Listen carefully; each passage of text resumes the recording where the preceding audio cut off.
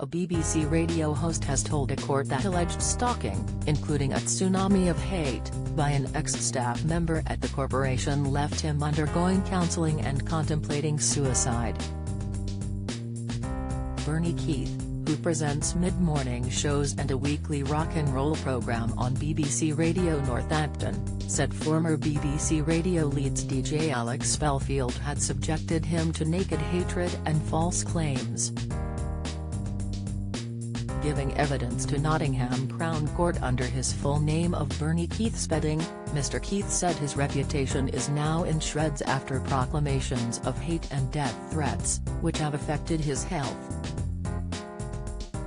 Prosecutors allege that Belfield, who hosts a radio channel on YouTube, waged a relentless 9-year campaign of stalking against hate victims, including ex-colleagues, after BBC Radio Leeds did not renew his contract in 2011. One of the alleged victims, TV and radio presenter Jeremy Vine, told the trial last week that 42-year-old Belfield is the Jimmy Savile of trolling.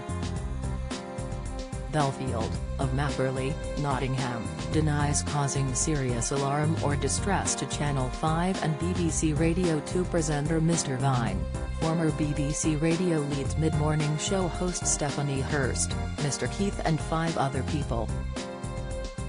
Addressing the jury in the third week of the trial, Mr. Keith said Belfield's YouTube videos, emails and social media messages had included highly abusive language and a threat to hound you for the rest of your life.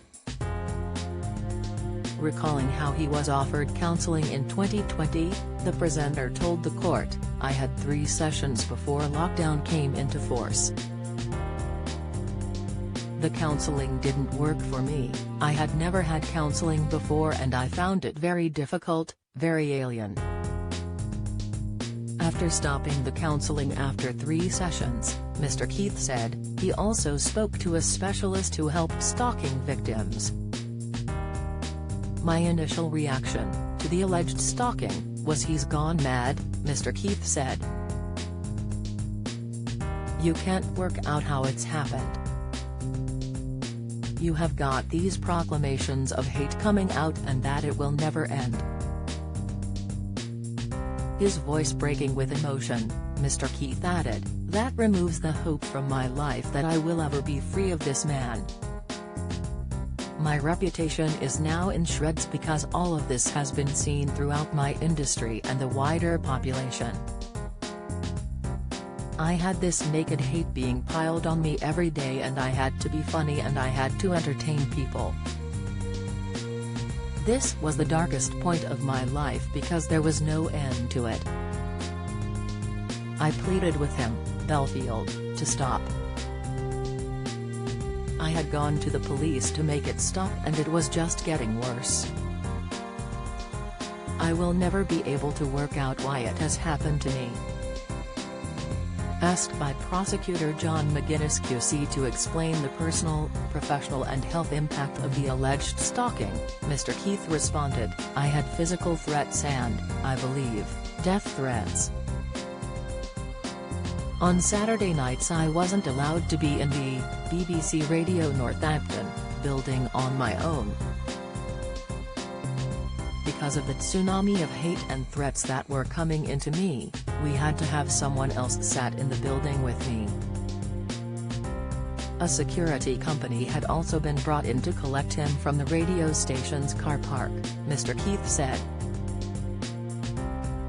Saying he was proud of how he had managed to keep his troubles from his audience, the radio presenter continued, "It's come at a huge personal toll. In April last year I collapsed at my home and had to be taken to hospital. I can't remember when I have had a run of good sleep of longer than 5 hours. I am caught in a constant cycle of exhaustion and fatigue." Belfield had made a bogus claim that he had been sacked, Mr. Keith said, adding, "It was all too much." After describing how he had considered taking his own life, he told the jury, "I just couldn't do it. I couldn't destroy the gift of life that they, his parents, gave me. The trial continues.